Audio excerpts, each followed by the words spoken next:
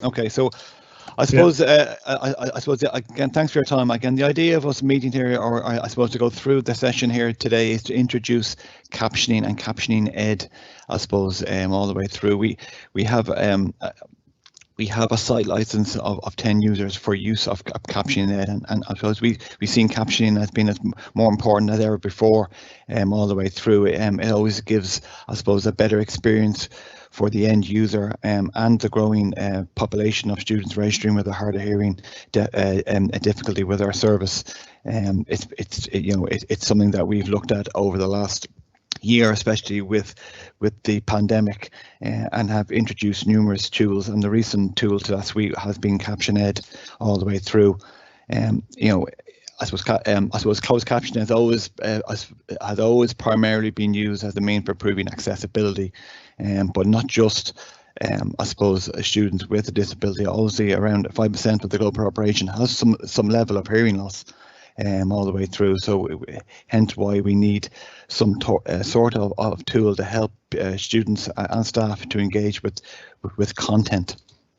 And also obviously non-native English speakers as well. So we have a growing international population of students with us within Trinity College, and using Caption.Ed as also a tool they can harvest and use to have text displayed, obviously within their again within English, I suppose, to them, over having to tune in, I suppose, to the spoken word, where accents and speed of our word becomes difficult.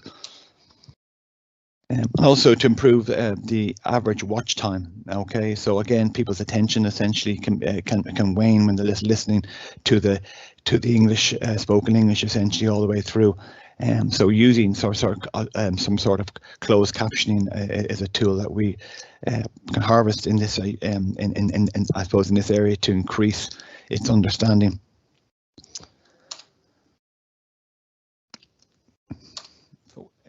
So I suppose, Ed, from here, I'm going to hand over to yourself, if that's okay, for you to take on board, and you can have if you could maybe, I'm sure you'll be able to share your screen. You're down as a presenter of the tools. You should be able to take it on from there. Yeah, absolutely. Yeah. So what I'll do, let me go ahead and share my screen. So I'll show you how Captioned works. Let me just allow screen sharing on mine.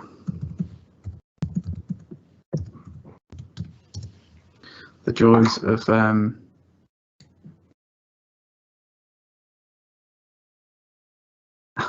okay, great. It's not gonna let me do it until I quit and then rejoin. So I'm gonna have to quit and rejoin. I apologize. There's something.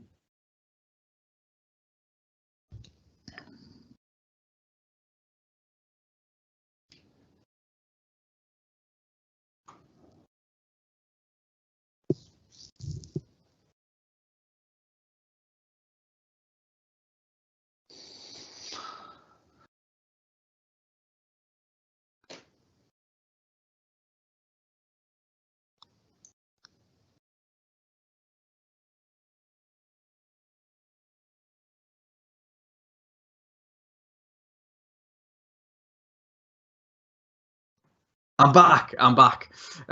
So yeah, so I'll share my screen. What I'll do is I'll kind of show you how you can use Captioned. So we have two versions that you can use. We have the desktop version, which is really good for certain things. Then we have the browser version also, which is really good for literally anything through your browser. I'll show you. Let me go ahead and open share my screen. Let me show my desktop. Okay, so let's go to. So now you can caption anything with Captioned. So anything at all. So whether it be a lecture, a seminar, something that you couldn't otherwise gain access to. So something like a radio show, a podcast, something on YouTube, things like that. I'm going to show you kind of like in a few different use cases. And also show you kind of like its ability in terms of how it will deal with different accents, how it will deal with different sort of terminology, and then I'll go through like how it will work on the desktop app within face-to-face meetings and things like that. I'll jump over to, let's go, I'll tell you what, let's start off with something a little bit more difficult. Let's go with something that is, so this is quite sort of complex lexicon. Now, you do, like I said before, you have a browser extension and a desktop version. This is what the browser extension looks like. So it'll just sit up at the top of your browser as an extension in Chrome or Edge Chromium, and it'll just, you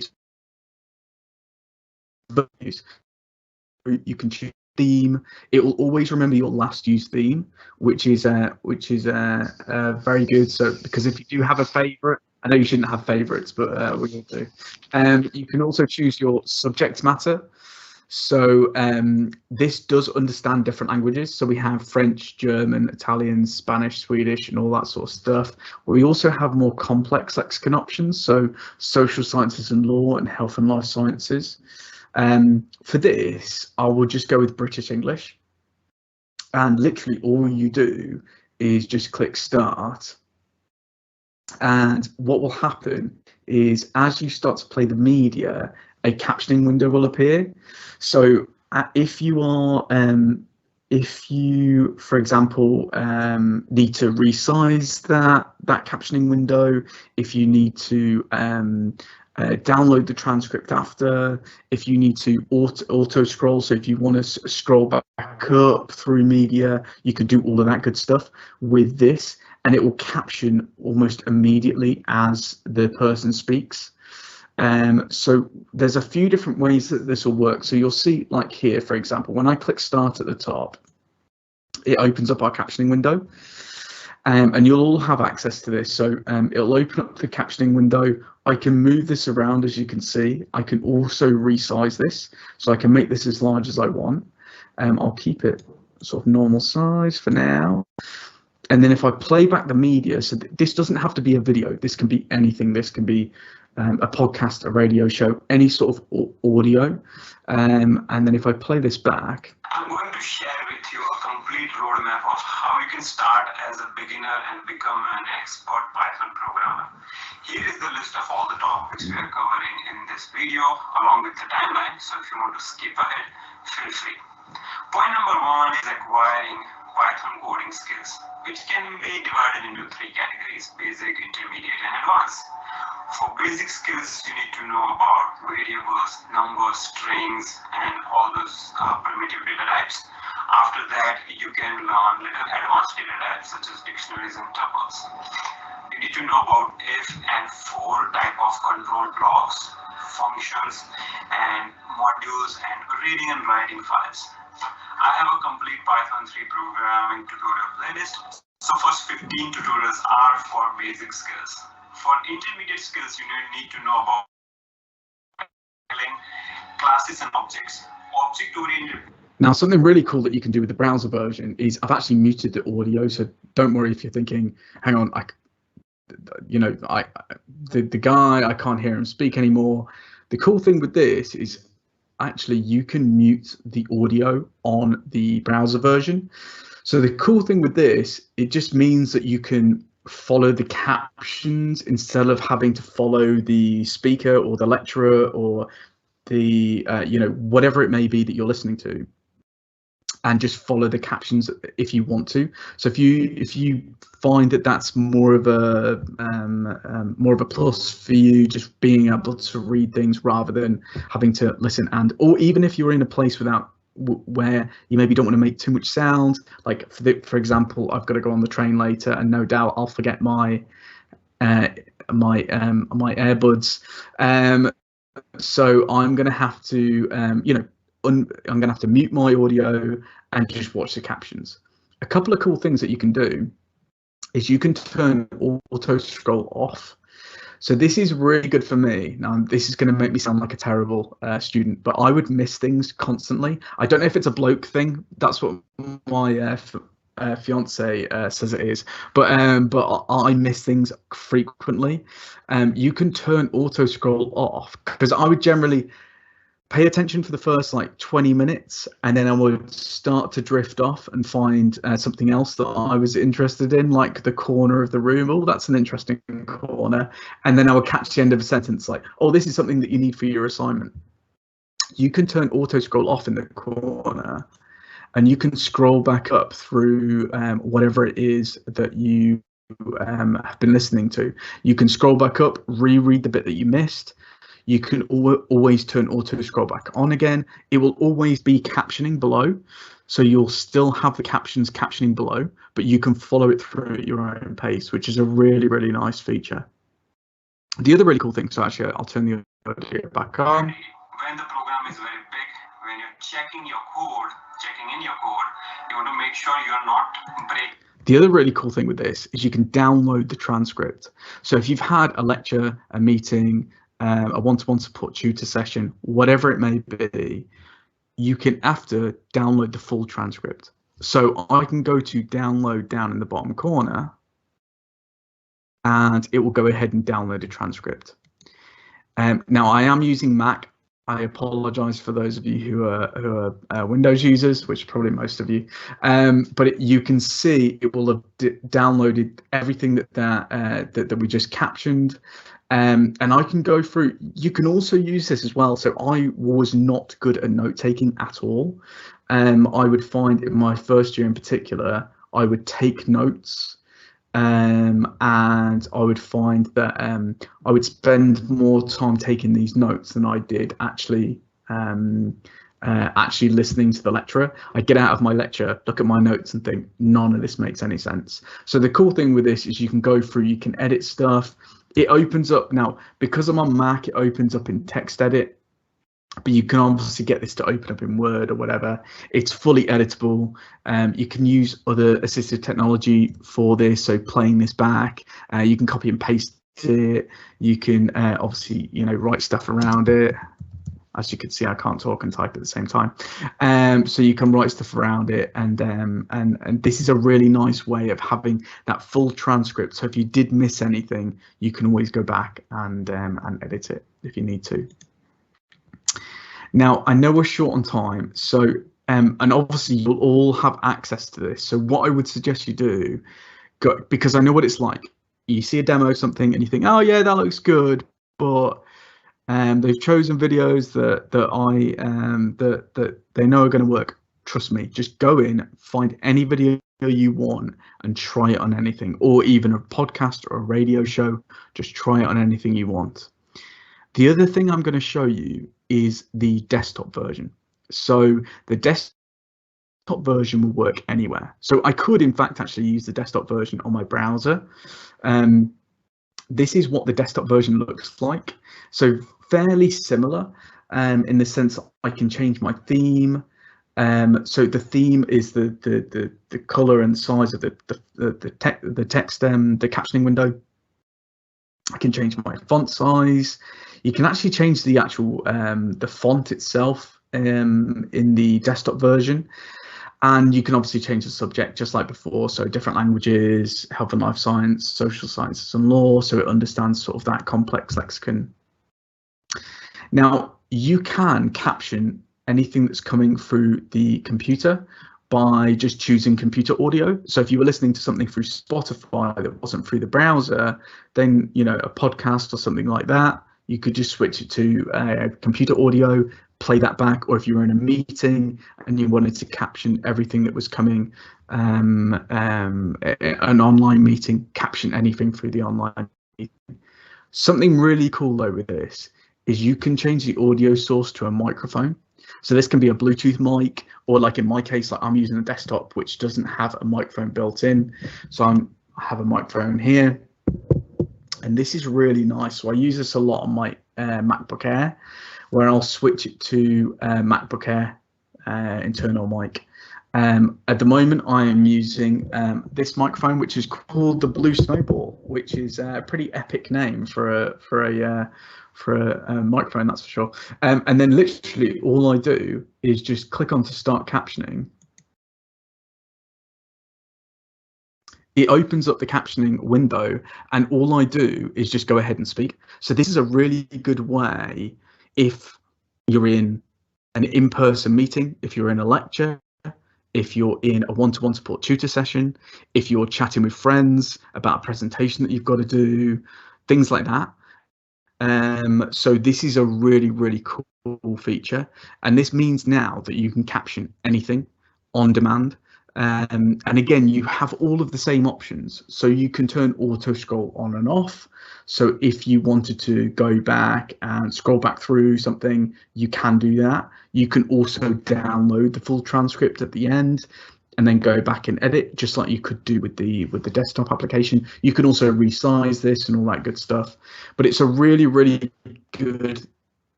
It's one of those tools I use quite frequently. Obviously, when we're doing demos and things like that, we generally use this because it just makes it far more inclusive. But it also means that, you know, it gives you that independence of not having to use, you know, not having to ask people to repeat things. For example, you can just go ahead, have your laptop in front of you, have your captioned running, have it on your either your built-in microphone or a separate microphone, and just have everything captioned, which is a really, really nice feature.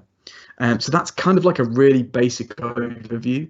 Now, I am, if you want to, Andrew, feel free to pass on my details because I know that we're very short on time.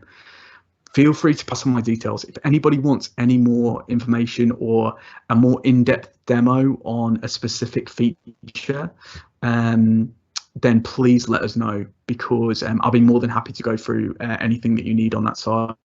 So we have our browser extension and our desktop version, both of which you can use. And you can use this on any media, anywhere. So obviously I used YouTube for the browser version, but you could use that on Panopto, Echo 360, Blackboard, Collaborate, Canvas, all of that good stuff. And then you can use the desktop version with literally anything. So anything that's playing through your computer, you can go ahead and caption, which is really, really cool. And you'll see as well that the AI is quick and accurate. And it will go back and change things as it starts to understand the context of the sentence. So if there is, for example, quite complex lexicon, it understands then, okay, I understand this word is probably going to be medical based because the sentence or the paragraph is medical based, and that sort of thing. So it's yeah, very, very very strong and very accurate. Which is something that we try to make sure that.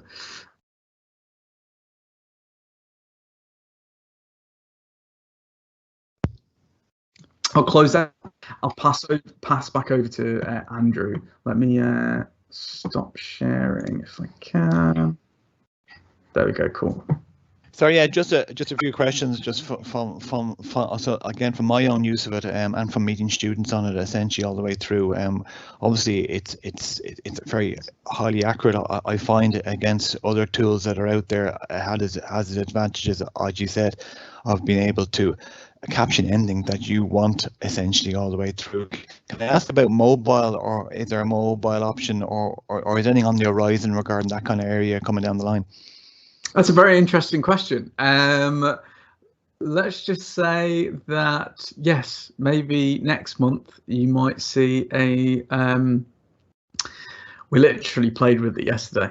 Not that there's one necessarily, but you heard that from someone else. But yes, there will be. There will be. You heard that from Callum, not from me.